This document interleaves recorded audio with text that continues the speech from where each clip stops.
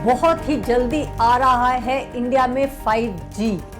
ये एक बहुत बड़ी अनाउंसमेंट जो लगातार गवर्नमेंट कर रही है कि 5G वो लेके आ रही है और उसके लिए बिड्स भी इनवाइट हो रहे हैं। आप जानते हैं 5G होता क्या है। 5G मतलब 5th जनरेशन ऑफ टेक्नोलॉजी, जिसके ऊपर मोबाइल कम्युनिकेशन होगा।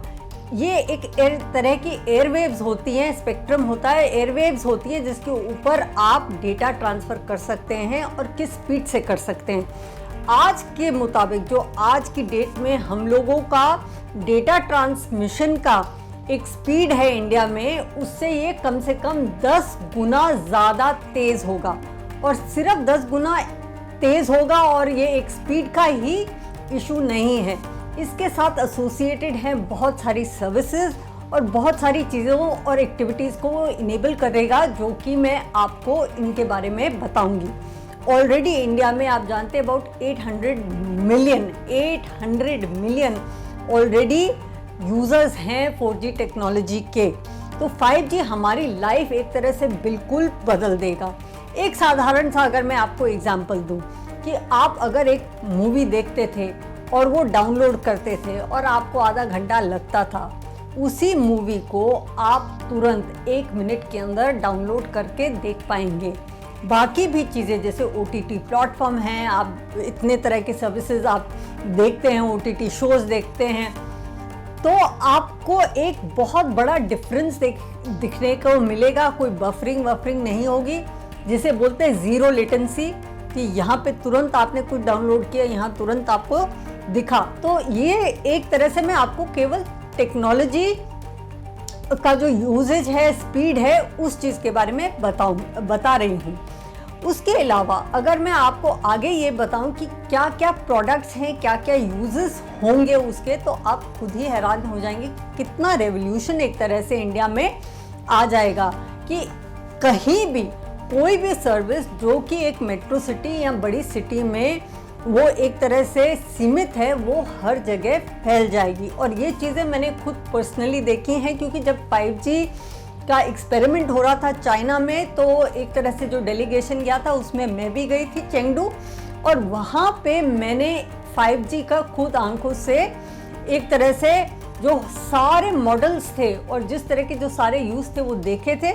और हमें बड़ी खुशी है कि अब इसी तरह के प्रोडक्ट्स और यूजेस हम भी ले आ पाएंगे, और वो टेक्नोलॉजी एक तरह से लोगों की, जो आम आदमी हैं, उसकी भी लाइफ को इम्पैक्ट करेगा।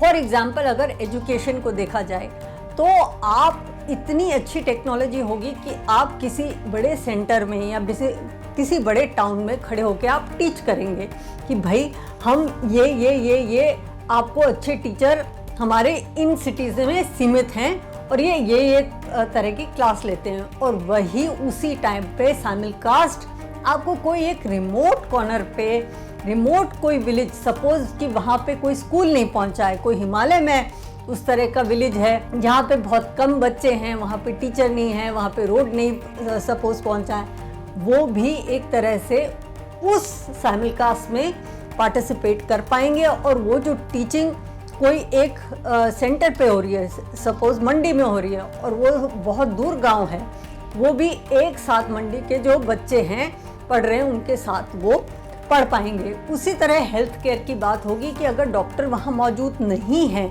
फिर भी एकदम पेशेंट की जो हालात किसी भी रिमोट एरिया में होगी, तो वो डायग्नोस्टिक्स कर सकता है कहीं भी बैठा हुआ।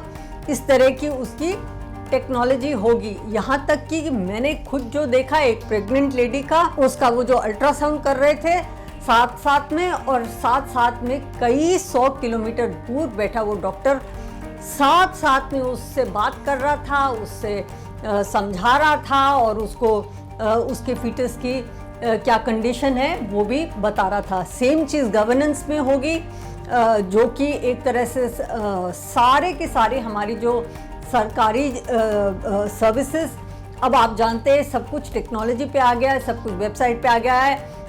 पेमेंट से लेके, रजिस्ट्रेशन से लेके, आधार कार्ड से लेके, सरकारी कोई भी गवर्नमेंट के इलेक्ट्रिसिटी बिल या वाटर से लेके, इन चीज़ों में भी एक बहुत ही बड़ा इम्पैक्ट पड़ेगा कि एक बहुत सीमलेस पेमेंट सिस्टम, एक सीमलेस डेटा सिस्टम होगा जहां आपका सारा डेटा आपको एक जगह पे मिल सकता है। आपकी डेटा मैपिंग भी एक तरह से की जा सकती है। इसमें आप इनकम टैक्स डिपार्टमेंट वाले भी आपकी सारी इंफॉर्मेशन एक जगह में पा पाएंगे। तो 5G का वो उस तरह की सर्विसेज भी अवेलेबल होगी, और ख़ासकर हम लोगों के लिए जो ई कॉमर्स प्लेटफॉर्म्स यूज़ करते हैं और हमको भरना पड़ता है हमारा या क्रेडिट कार्ड का इंफॉर्मेशन या डेबिट कार्ड का इंफॉर्मेशन, तो वो ज़्यादा से ज़्यादा भटके वन टैप परचेज हो जाएगा कि आपने एक बार टैप किया और आपका जो सारा इंफॉर्मेशन है वो उनके पास होगा। इसीलिए वो तुरंत का तुरंत वहाँ पे पेमेंट्स होती जाएंगी।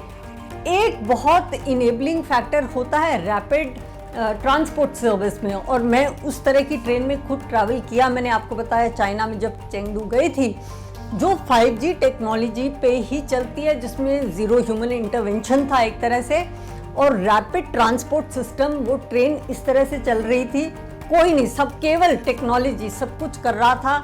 और उसमें आप ये भी देख सकते थे कि अगले स्टेशन में कितने लोग होंगे, कितनी भीड़ चढ़ेगी, या आप बाहर हैं तो आप देख सकते हो ये ट्रेन आ रही है, इसमें आपको सीट मिलेगी नहीं मिलेगी, या मैं 5 मिनट रुकूं क्योंकि दूसरी मेट्रो ट्रेन आ रही है वो खाली आ रही है, इस तरह का इंफॉर्मेशन।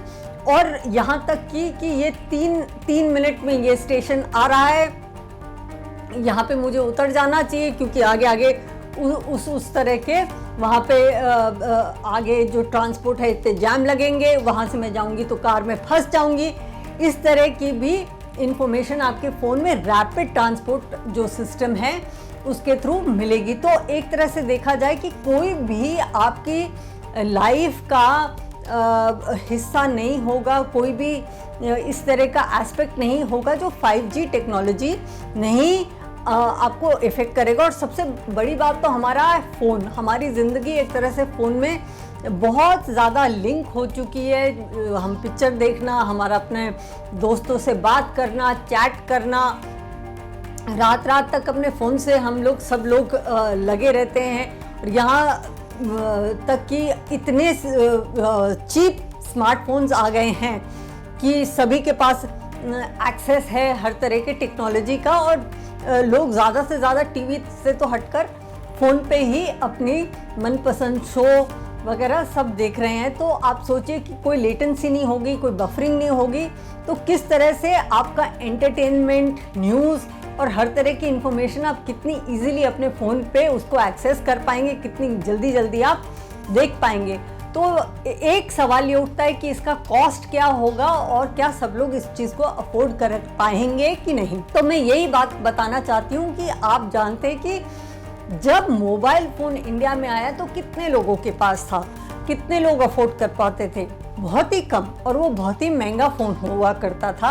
और उसके बाद धीरे धीरे वो लोग जितना यूज़ करते रहे, जिसे बोलते हैं कि जितना मार्केट बढ़ता है उस हिसाब से आपकी कॉस्टिंग उतनी इफ़ेक्टिव होती जाती है। तो वही हुआ कि इतने ज़्यादा लोगों ने जब खरीदना शुरू किया तो एक तरह से कॉस्ट इफ़ेक्टिवनेस आ जाती है। इकोनॉमी ऑफ स्केल एक टर्म होता है, इकोनॉमी ऑफ स्केल, कि जितना ज़्यादा लोग एक चीज़ को खरीदे उसकी कॉस्टिंग उतनी रिड्यूस होती है। तो मुझे पूरी उम्मीद है कि हालांकि ये स्मार्टफोन इनेबल होने चाहिए, और आज की डेट में एंड्रॉयड फ़ोन, आईफोन वो फ़ोन दे रहे हैं कि जिसमें 5G टेक्नोलॉजी हम लोग यूज़ कर पाए, क्योंकि आप जानते हैं अभी फ़ोन्स में 2G, 3G, 4G इस तरह की होती है। आपको चूज़ करना पड़ता है कि आप किस फ्रीक्वेंसी पे अपना फ़ोन यूज़ करेंगे। मगर जो आगे के दिनों में 5G वो इनेबल्ड फ़ोन्स आएंगे, और फ़िलहाल 15,000 के ऊपर अगर रेंज भी हुई, आप देखिए अगले 5 साल में उसकी कॉस्टिंग काफ़ी कम हो जाएगी, जिस तरह से एक नॉर्मल मोबाइल फ़ोन का कॉस्ट भी कम हुआ है। तो एक तरह से इकोनॉमी ऑफ स्केल प्ले में आएगी, और मुझे लगता है ज़्यादा से ज़्यादा लोग इंडिया में 5G को बहुत ही जल्द यूज़ कर पाएंगे, और उसके साथ जुड़ी सारी जो सुविधाएं हैं और जो मैंने आपको बताया किस तरह से लाइफ एकदम सिंपल बन जाएगी, और दूर दूर तक रिमोट एरियाज़ तक टेक्नोलॉजी बहुत आराम से बेस्ट सर्विसेज पहुंचा पाएगी। तो मुझे बहुत जल्दी उम्मीद है कि ये सब इंडिया में जल्दी से जल्दी हो पाएगा।